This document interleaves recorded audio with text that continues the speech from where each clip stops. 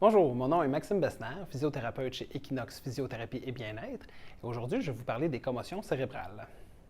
Donc, ce qu'on va voir, c'est qu'est-ce qu'une commotion cérébrale, c'est quoi les symptômes, qu'est-ce qu'on peut faire avec ça, et également, dans le fond, tout le processus de retour à l'apprentissage et du retour au sport.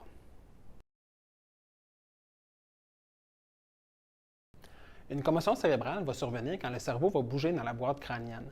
Donc, que ce soit suite à un impact directement au niveau de la tête ou s'il y a une accélération au niveau du corps qui vient avoir un impact qui va faire bouger la tête. Quand il va y avoir l'impact au niveau du cerveau, c'est un petit peu comme si on prenait du jello et on venait le brasser. Le jello ne va pas casser, il va venir s'étirer. C'est ce qui se passe avec les axones dans le cerveau. Les axones, c'est vraiment le petit fil, dans le fond, qui est au bout de la neurone, qui, lui, va transmettre le signal électrique. Donc, il y a des petites portes là, avec des ions positifs et négatifs, et quand on brasse le cerveau avec la commotion, ces portes-là vont s'ouvrir de façon un petit peu aléatoire, ce qui va venir entraîner un paquet de symptômes différents. Okay? Ça peut être un mal de tête, on peut avoir de la sensibilité à la lumière, il y a tout plein de choses, on va les voir les symptômes ensemble tantôt. Donc ça, c'est la première phase. C'est un petit peu comme une tempête électrique au niveau du cerveau. Ce n'est pas nécessairement qu'il y a des bris qui se passent au niveau des neurones, ça, c'est important de le comprendre. La deuxième phase, c'est un petit peu suite à un orage ou un ouragan. Là, imaginez qu'il y a eu une grosse tempête. Bien là, dans le fond, le cerveau va devoir ramener l'équilibre énergétique. Donc, il va falloir qu'il ramène les ions positifs, négatifs aux bons endroits, puis ça va demander plus d'énergie. Malheureusement, suite à une commotion cérébrale, le corps va être moins efficace à produire l'énergie. Donc, on a besoin de plus d'énergie pour venir faire le ménage, puis le corps en produit moins. Donc, c'est là qu'on va se retrouver dans un déficit énergétique. Malheureusement, on ne pourra pas déceler une commotion cérébrale en allant passer une résonance magnétique, un scan ou une radiographie. La raison pour laquelle le thérapeute pourrait décider d'envoyer un athlète passer un scan, c'est parce qu'on veut s'assurer qu'il n'y aura pas une hémorragie au niveau du cerveau, ce qui serait d'autrement plus dangereux qu'une commotion cérébrale. Vous allez voir sur le tableau qui va apparaître, c'est un tableau dans le fond où on a pris le niveau d'énergie qu'il y a au niveau du cerveau sur des souris suite à une commotion cérébrale. Donc, ce qu'ils faisaient, c'est qu'ils ont induit une commotion cérébrale aux souris, puis ils regardaient quel était le niveau d'énergie dans le cerveau. Puis on peut voir, dans le fond, que graduellement, suite à l'impact, le niveau d'énergie a baissé. Puis ça prenait jusqu'à 5 jours pour que le niveau d'énergie revienne à ce que c'était avant la commotion cérébrale. Donc, des fois, quand les gens vont avoir un impact, ils vont dire « Ah non, non, je suis correct, je veux retourner sur le terrain. » Mais malheureusement, ce n'est pas nécessairement tout de suite que l'impact va se faire sentir. Ça va être avec les heures ou les jours qui vont suivre. Alors, c'est pour ça qu'on se doit d'être vraiment très prudent avec quelqu'un qui a reçu un impact à la tête. Une chose aussi qui est importante de savoir, c'est que le cerveau va être en développement jusqu'à l'âge de 25 ans. Donc, autour des axones, comme on parlait tantôt, là, il y a des petites boules de graisse qui vont venir, ça s'appelle la gaine de myéline. Et ça se développe jusqu'à l'âge de 25 ans et ça pourrait amener une certaine protection au niveau du cerveau. En bas de 25 ans, c'est important de comprendre que le cerveau est encore en développement. Donc, on veut être encore plus prudent avec ces jeunes-là. Ce qu'on veut éviter à tout prix avec les athlètes, c'est de subir une deuxième commotion cérébrale quand le cerveau n'aura pas récupéré de la première. Okay? On peut voir dans le tableau suivant que d'avoir 2 commotions cérébrales dans une période rapprochée, c'est plus dangereux que d'avoir un traumatisme crânien sévère. Donc, souvent aussi, si quelqu'un va avoir une commotion sur un cerveau qui n'est pas rétabli, on peut se retrouver avec des problèmes neurologiques qui pourraient même rester de façon permanente ou même, dans certains cas, malheureusement, entraîner la mort.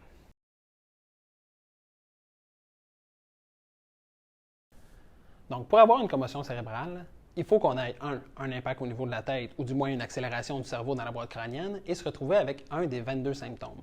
Okay? Vous voyez la liste présentement qui apparaît à l'écran. Bien, ça peut être un mal de tête, ça peut être étourdi, avoir de la sensibilité à la lumière, sensibilité au bruit, être confus. Donc, il y a vraiment plusieurs symptômes. Donc, dès que vous avez un impact au niveau de la tête ou au corps et que vous vous retrouvez avec des symptômes, on doit suspecter une commotion cérébrale.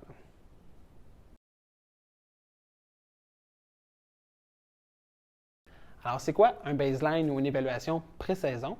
C'est qu'avant le début de la saison, okay, ou même si c'est pendant, là, mais avant qu'on ait un impact à la tête, on va aller faire une batterie de tests qui va nous amener plusieurs informations, que ce soit sur l'équilibre, la vitesse de réaction, la mémoire. Et nous, on va garder ça en banque. Comme ça, si malheureusement, durant l'année, on a un impact au niveau de la tête, on va être capable d'aller comparer les résultats avant la saison pour s'assurer qu'on va avoir bien récupéré avant de retourner au sport et au contact.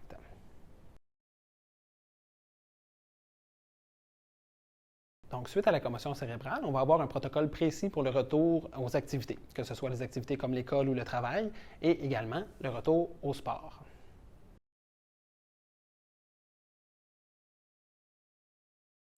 La première étape à faire suite à une commotion cérébrale, ça va être de prendre du repos. Donc, pour 24 à 48 heures, là, on va éviter toutes les pertes d'énergie inutiles. Tantôt, ce que je vous ai expliqué, c'est que quand on a une commotion cérébrale, le cerveau a besoin de plus d'énergie pour faire le ménage, ramener l'équilibre énergétique. mais il va être moins efficace à le produire. Donc, si vous prenez là, tout plein d'énergie pour écouter toutes les Star Wars puis la Casa de Papel, bien là, vous allez drainer votre énergie au lieu d'être en train de ramener votre équilibre énergétique dans le cerveau. Okay? Donc, 24-48 heures, on prend ce relax, on peut aller prendre une petite marche, vous pouvez aller avec quelqu'un, prendre une petite marche, un 15-20 minutes, là, sans aller augmenter la fréquence cardiaque, là, mais vraiment là, sortir un petit peu, mais prendre ça relax.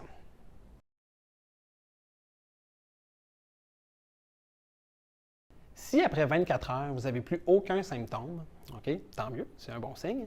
Ou si ça fait 48 heures que vous n'avez pas d'augmentation de vos symptômes, donc que vos symptômes sont stables, bien, vous allez pouvoir commencer de l'étape suivante. La deuxième étape, c'est d'avoir un 30 à 45 minutes d'activité cognitive. Qu'est-ce qu'on veut dire par ça? Ça peut être de faire des petits travaux d'école, ça peut être un petit peu de lecture, ça peut être des sudoku, des mots croisés. Donc, de juste faire travailler un petit peu le cerveau, voir ça, qu'est-ce que ça fait si on essaie de travailler la concentration.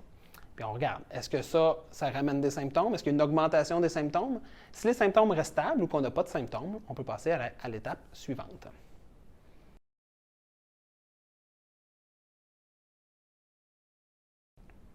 Si ça fait 24 heures qu'on a fait l'étape précédente, on peut passer à l'étape suivante, qui va être d'aller passer une demi-journée soit à l'école ou au travail.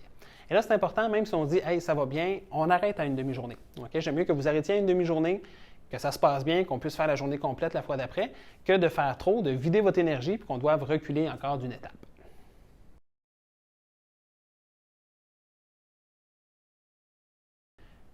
Quand la demi-journée s'est bien passée, bien là, on peut essayer de faire une journée complète à l'école ou au travail. Et si la journée complète se déroule bien et qu'on n'a pas une augmentation des symptômes, parce que si vous avez des symptômes qui demeurent mais qui restent stables, okay, puis qu'avec les étapes, il n'y a pas d'augmentation, c'est correct quand même de continuer à progresser. Ça va juste être par rapport au retour au sport qu'on va devoir faire attention à ça.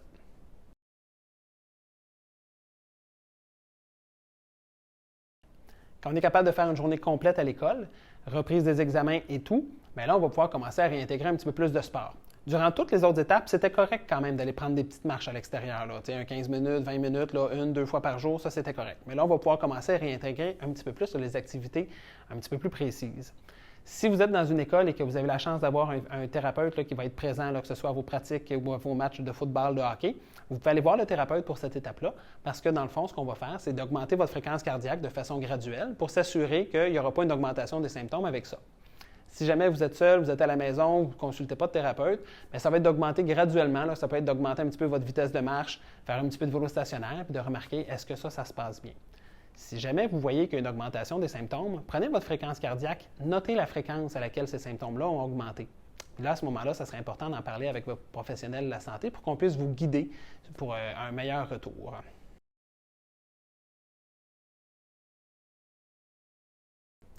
Quand on a réussi la 5e étape, qu'on a réussi à aller s'activer un petit peu plus, bien là, on va pouvoir commencer à faire des retours au sport un petit peu plus spécifiques. Donc, premièrement, on va faire un échauffement, un 10-15 minutes, et par la suite, on va faire des exercices individuels. Donc, si c'est au hockey, bien, on peut faire un petit peu de maniement de rondelles, travailler un petit peu avec les cônes, faire des croisés, des pivots. Si on est au football, on peut commencer à lancer un ballon, commencer à faire des tracés, mais c'est vraiment individuel pour reprendre graduellement là, les exercices spécifiques à notre sport.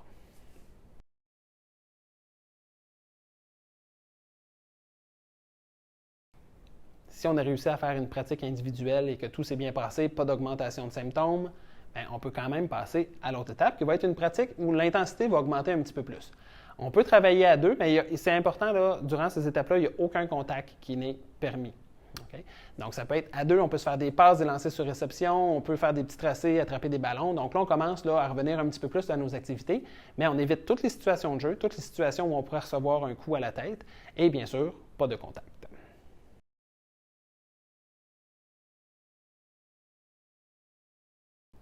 Pour la 8e étape, si vous avez la chance d'être suivi par un professionnel de la santé là, qui est habitué de suivre des commotions cérébrales, bien, nous, c'est l'étape où on va faire, là, ça s'appelle le Blackhawk Test. C'est un test qui a été développé dans la Ligue nationale par les Blackhawks de Chicago, mais qui a été modifié puis adapté, dans le fond, là, pour les jeunes. Et ce qu'on va faire, c'est qu'on va vraiment vous faire tout plein d'activités qui vont augmenter votre fréquence cardiaque, qui vont vous faire stimuler tout plein de choses au niveau du cerveau, là, des burpees, des sauts, des sauts où on va tourner, des pivots, et on veut voir ce que ça va reproduire.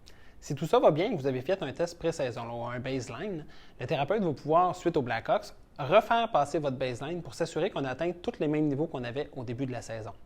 Suite à ça, si la récupération s'est bien passée, qu'il n'y a pas eu de complications, que vous avez réatteint tous les standards que vous aviez initialement, le thérapeute va pouvoir vous autoriser à passer à la prochaine étape qui va être une pratique avec contact. Si vous n'avez pas de test pré-saison, automatiquement, on va vous demander d'aller voir votre médecin pour pouvoir autoriser le retour au contact pour votre sport.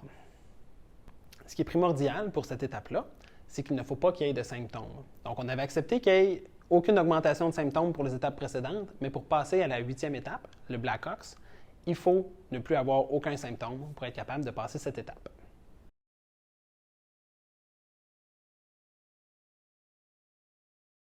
Si tout s'est bien passé avec le Blackhawks, vous avez passé votre baseline, vous avez eu le hockey médical pour reprendre le contact, la prochaine étape, ça va être de faire une pratique avec contact. Donc là, c'est vraiment une pratique, là, on enlève les restrictions, vous pouvez vraiment pratiquer à 100%, mais c'est super important d'avoir une pratique avec contact avant de pouvoir aller faire un match qui va être notre 10e étape.